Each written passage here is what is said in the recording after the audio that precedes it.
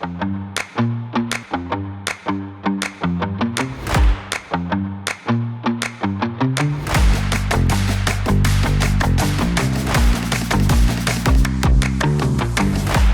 nogmaals welkom in de Dulaard bij onze programmapresentatie van het seizoen 2026-27. Ik moest al even nadenken. We gaan zo meteen een film laten zien met mij en Ellen, waarop we eigenlijk het programma doornemen voor volgend seizoen. Ja, het is een hele lijst. Je hebt weer heel veel prachtige shows en voorstellingen bij elkaar geraapt.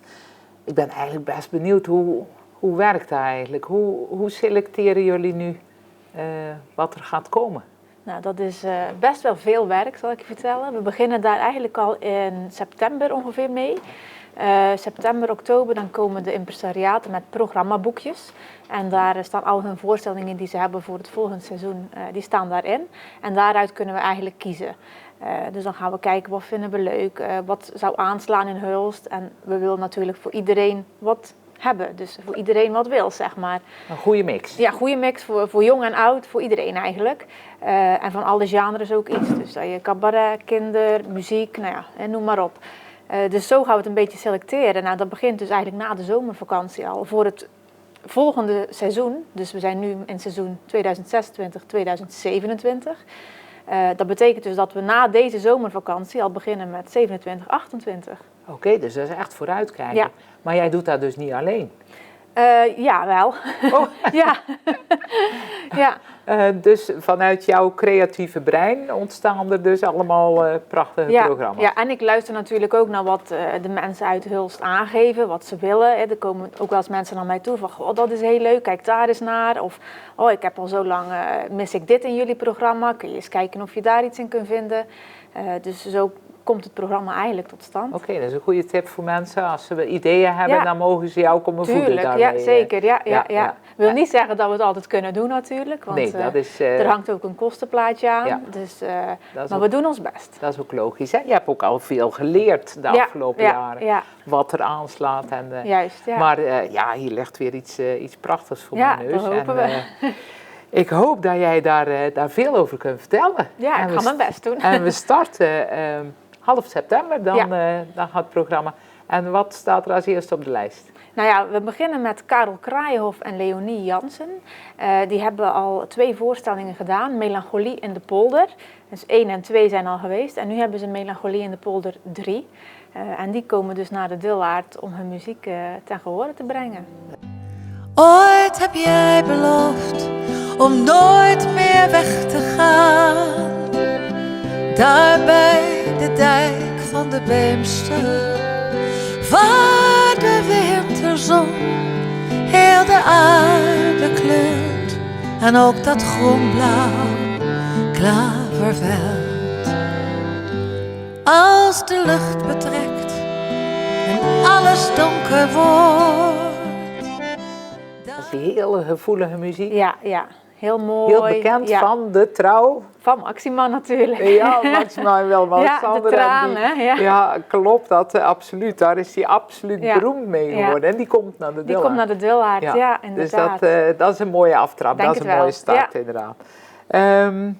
Dan gaan we gelijk naar de kleintjes. Ja, inderdaad. Dan hebben we gelijk iets voor de allerkleinste eigenlijk, Nijntje. En Nijntje op de fiets heet de voorstelling. Dus Nijntje gaat allerlei avonturen beleven op de fiets. Hij gaat naar het bos, hij gaat naar opa en oma Pluis en hij maakt van alles mee onderweg. Of zij. Is Nijntje eigenlijk een hij of een zij? We noemen hem een hij. We noemen hem een hij, ja. Dat doen we hier We weten het niet. En dat is dan een voorstelling op podium in de grote zaal? Of ja, het is een muzikale voorstelling, dus met veel liedjes. Dus de kindjes die natuurlijk op tv naar Nijntje kijken en die de boekjes van Nijntje lezen, die zullen wel heel veel bekende dingen zien natuurlijk. Ja. Dag Knorretje. Nijntje gaat een stukje fietsen. Wat ziet ze allemaal onderweg? Een trein. Een auto. En een zebrapad. Dag Nijntje. We gaan hier enorm genieten. En dat is ook nog in september, hè? Ook in september, ja, dat klopt. Ja. Ja. God, dat is al een mooie aftrap van het najaarsseizoen. Ja. Dan zitten we gelijk al in oktober.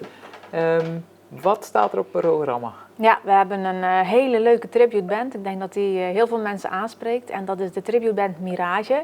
Dat zegt nog niemand iets, denk ik. Maar dat is een tribute to Fleetwood Mac. Love me now, you will never love me again. I can still hear you saying you would never break the chain. You can go your own way, go your own way. You can call it another lonely day, another lonely day. Oké, dat klinkt al een stuk populairder ja, inderdaad. Ja. En die komen optredens geven? Ja, die geven gewoon een hele show weg van Fleetwood Mac. Dus je genieten van jaren 70, 80 muziek van toen. Dus de fans die kunnen hun hart ophalen, die zijn hartstikke welkom. Hi everybody! We are Mirage, the Fleetwood Mac tribute band, and on October the 3rd we're going to be playing in Holst at Den Dollards. Don't miss it! Be there! Be there! Mooi! Ja, oktober, dan zie ik ook staan Nienke Plas. Nienke Plas. Vertel, wie is Nienke Plas? Nienke Plas is eigenlijk een influencer, zoals ze dat tegenwoordig noemen. Zij is heel bekend op Instagram, maar ze komt ook heel veel op tv. Ze heeft al met heel veel tv-programma's meegedaan. En ze komt met een cabaretshow. Nienke Plas. Nienke Plas. Nienke Plas. Nienke Plas. Nienke Plas. Nienke Plas. Nienke Plas. Nienke Plas. Als er een biografievideo van je gemaakt wordt, dan heb je het wel gemaakt, zeggen ze. Het leven draait om balans. Goede kledingkeuzes maken. Lekker en gezond eten. Doen waar je goed in bent. En liefde, zoals ik heb voor mijn lieve gezin Wesley en Frankie D. Maar niet te lang, terug naar mij. Waar begon het allemaal? Nou, bij mijn moeders. Een mega druk kind van een gescheiden gezin. En niet omdat mijn ouders niet van elkaar hielden, maar omdat de extra handen van stiefouders zeer welkom waren. Maar het maakt niet uit waar je vandaan komt. Het draait erom waar je heen gaat. Mijn roeping was duidelijk. Mensen blij maken. Oké. Ja. Dus die kan meer als alleen maar iets Zeker. presenteren en influencer zijn. Klopt. En de cabaretshow, dat is dus echt heel luchtig en Inderdaad, ja. vanuit een bepaald thema? Of? Ja, het thema is appeltje-eitje. Dus het gaat er eigenlijk over dat als er dingen gebeuren in je leven, hoe je daarop reageert. En wat je dan doet. Oké, dus er zit wel wat doordenkertjes Ja, dat in. denk ik wel, Ja. ja. Ook weer gewoon een hele gezellige avond. Een hele voor mensen luchtige, die, leuke avond. Vooral ja. veel lachen, denk ik. Ja. Super. Nou, die gaan we meemaken. En dan zitten we al in november. Ja. Voor november staan er ook een paar mooie dingen op de rol. Ja. Ik zag iets van Franse chansons. Ja, klopt. Franse chansons. Marjolein Polvliet, die kent iedereen natuurlijk hier in de buurt. Die komt naar de Dullaert met haar band om Franse chansons te spelen. In het verleden al echt een hele grote, populaire avond geweest. Ja. Dus dat is zeker een kwestie van erbij zijn. Zeker, en het is natuurlijk niet hetzelfde als toen. Dus ze heeft natuurlijk weer nieuwe dingen. Dus het is zeker de moeite om weer te komen kijken.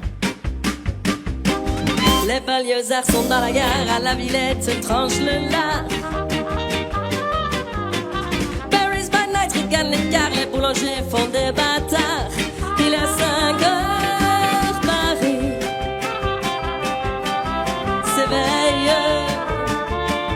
Paris s'éveille.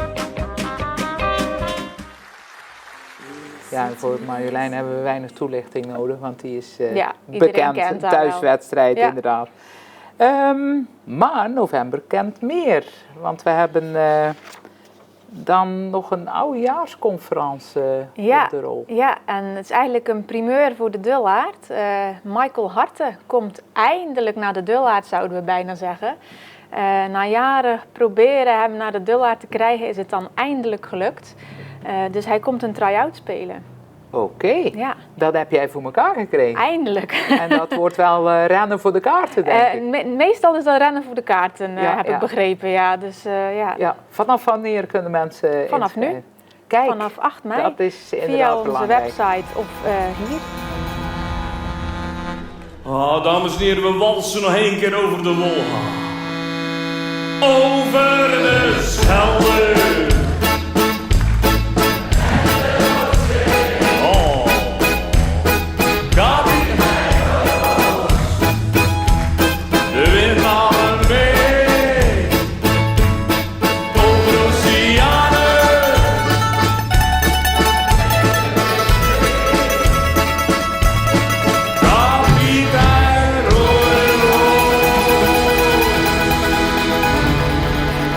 een dappere zee.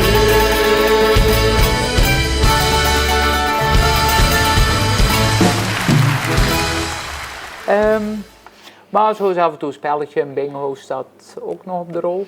Ja, klopt. Maar dit keer niet zomaar een gewone bingo, maar we hebben een Sing Swing Bingo Along bingo. En dat spreek jij in 1 keer uit. Ging goed, hè? Ja, inderdaad. En dat is eigenlijk een muzikale bingo.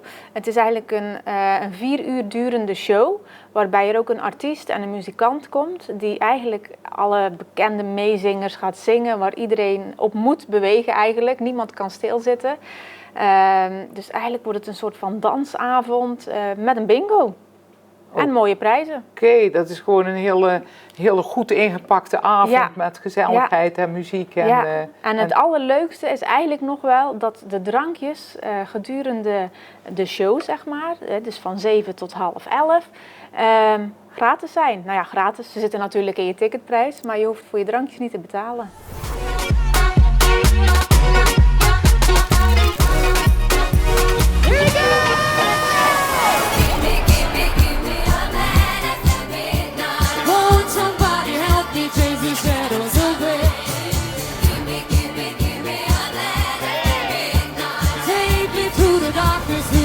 Stop de muziek en de bingo.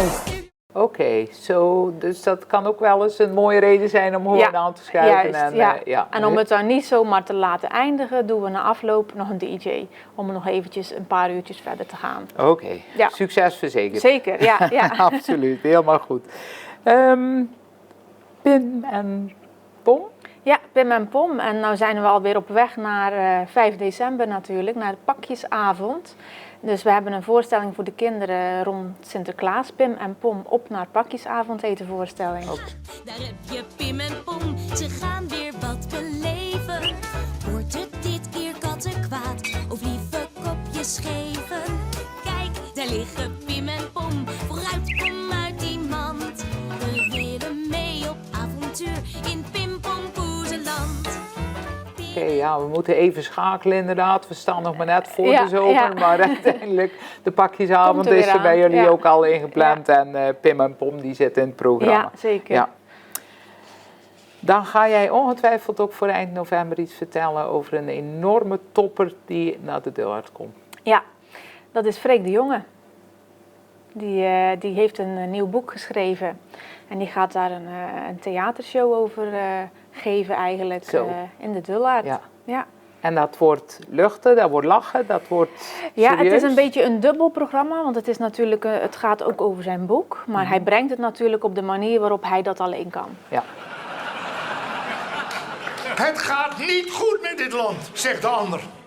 Daar moet iets aan veranderen, zegt de een. Ja, maar wat? Vraagt de ander. We moeten de problemen bij de kiem aanpakken, zegt de een. Wie is de kiem? Vraagt de ander. De ander, zegt de een. Dan moet die veranderen, zegt de ander. Jij, wacht eens even, zegt die ander. Komen we weer bij mij uit? Hoe kan dat nou? Dat komt, zegt de een, omdat jij de ander bent. Dus ik moet veranderen, zegt de ander. Hè? Zegt de een, heb je het eindelijk door? Goed, zegt de ander, ik ga rigoureus veranderen. Ja, dus hij maakt er echt een feestje van. Ja, dus het is eigenlijk, een lezing kan ik het niet noemen. Het is meer een theatercollege, zal ik het zo kunnen noemen. Oké. Met Freek de Jonge, dus gegarandeerd lachen natuurlijk. Ja, toch speciaal hè, voor de Dillard. Ja, het is een grote naam. Ja. Een grote naam, een groot artiest inderdaad. Mogen we niet missen. Ja, en net had je het al over pakjesavond, maar we zitten inmiddels met ons verhaal al in december. Ja. En wat kunnen we in december verwachten? Nou, in december hebben we nog een Ierse band, O-Dreams. En misschien denken de mensen, dat kennen we ergens van. Want vorig seizoen hadden wij O-Dreams ook, maar die is toen helaas niet doorgegaan. Maar nu komen ze toch terug, eigenlijk, zou ik maar zeggen. Ja. Dus een Ierse band. O-Dreams trekt langs de woeste westkust en steekt de Atlantische Oceaan over. Op naar het oeroude eiland Inishmore. Ook beklimmen ze de bergen van Connemara en hangen ze boven vervaarlijke cliffs. Hachelijke avonturen als je beseft dat de bandleden water- en hoogtevrees hebben. Het levert de band parels van Ierse songs en spannende, hilarische verhalen op. Daarmee weet O-Dreams het publiek recht in het hart te raken. Boek nu deze uiterst vermakelijke ode aan de Ierse stad Galway van een een band die inmiddels definitief is doorgebroken in het Nederlandse theatercircuit. Ja, want de Ierse muziek hebben we wel al vaker gehad. Ja. Eigenlijk altijd Heel gegarandeerd gewild. sfeer en heel gezellig. helemaal Ja. leuk. En net voor de kerstdagen, dat klopt wel, dat plaatje Echt iets vonden wij. voor de wintermaanden. Ja. Nog iets voor december. Ja, we hebben nog iets bijzonders in december. Jeetje mensen, het wordt steeds gekker. mooier. En dat is Martijn Broekaert. Die gaat een oudejaarsconferentie geven. Tijns terugblik. Hoe was het in Ulst, heet de show. Hoe was het in Ulst? Hoe was het in Ulst? Ja. En zijn laatste optreden, grote optreden tijdens de debuut hier. Ik denk dat daar heel veel mensen om zijn gegaan. Ja, gezegd hij heeft van, dat natuurlijk zo goed gedaan tijdens de debuut met zijn typetjes en zijn personages en de manier waarop hij dingen brengt. Dat heel veel mensen zeiden, doe nou eens iets voor jezelf of ga nou eens iets doen. En toen zijn we eigenlijk op het idee oudejaarsconferentie gekomen. Met een terugblik naar hoe het in Ulst allemaal was dit jaar. Dat zal een grote trekker worden. Ja, ik hoop het. Zeker, ja. Nou, ik heb er al helemaal zin in en jij ook. Ja, ik zie ook, het helemaal leuk. Goed, ja, dan sluiten we het jaar af. Dat was 2026.